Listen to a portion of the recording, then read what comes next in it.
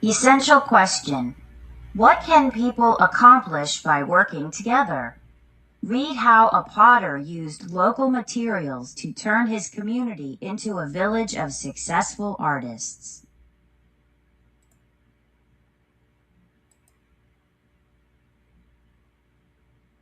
The Pot That Juan Built by Nancy Andrews Goebel. Illustrated by David Diaz. Juan Cazeda was born in Santa Barbara, Tutuaca, Mexico, in 1940. When he was 1 year old, his family moved to Mata Ortiz, a village of dirt roads and adobe houses on the windswept plains of Chihuahua. It was there that Juan rediscovered the pottery-making process of the Casas Grandes people, who had vanished from that part of Mexico 600 years ago.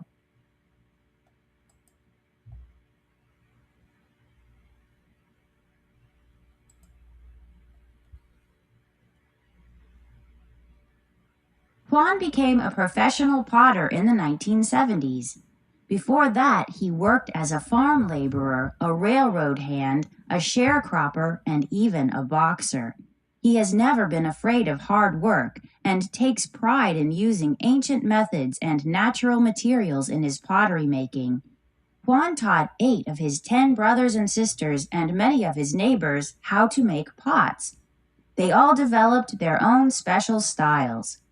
Juan's discovery changed Mata Ortiz from an impoverished village of poorly paid laborers into a prosperous community of working artists, cleaning the clay.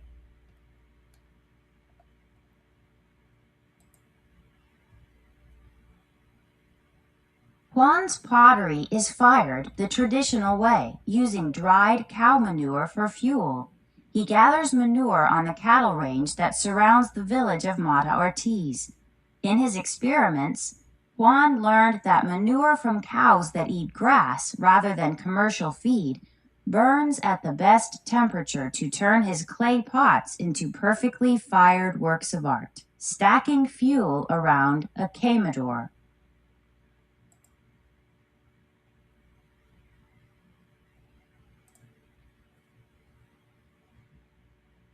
Juan makes paint out of local minerals such as black manganese and red iron oxide.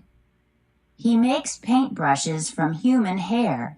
He says that some of his best brushes are fashioned from children's hair, especially his granddaughters. Since very little hair is used to make a paintbrush, no one minds giving Juan just a snip to design a pot, painting a pot.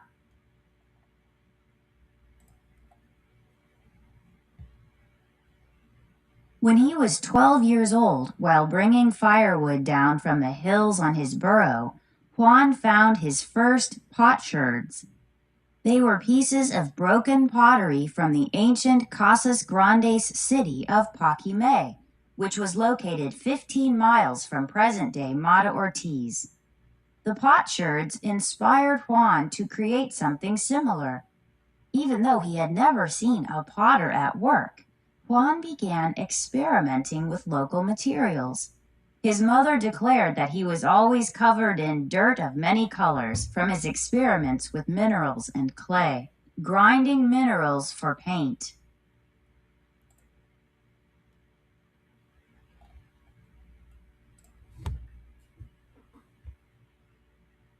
After his clay pots dry, Juan polishes them before he applies the paint. To polish his pots, Juan uses animal bones, smooth stones, and even dried beans.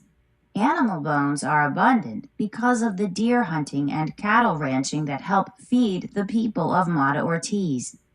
Smooth stones are available in the Palanganas River, which runs along the eastern boundary of town. Of course, dried beans can be found in any kitchen in the village. Polishing a pot.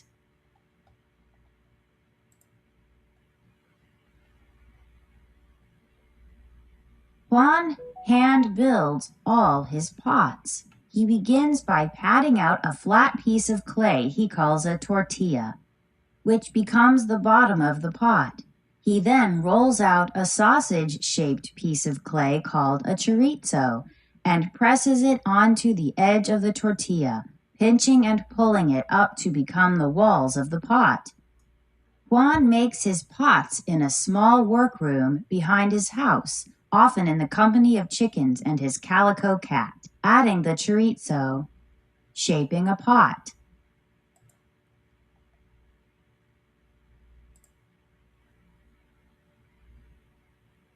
Juan says his painted designs look best on barro blanco, a pure white clay he digs in the Sierra Madre Mountains above Mata Ortiz.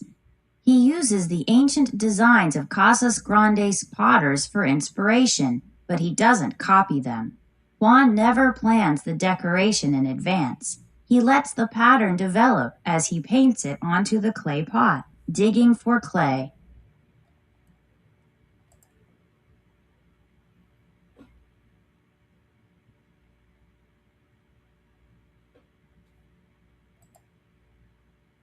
One day, while Juan was out searching for minerals and clay, he noticed a colony of ants burdened with tiny cargoes of white material. Looking closely, Juan realized that the ants were transporting bits of clay from underground up to the edge of their anthill. So Juan dug a hole near the anthill and unearthed a vase.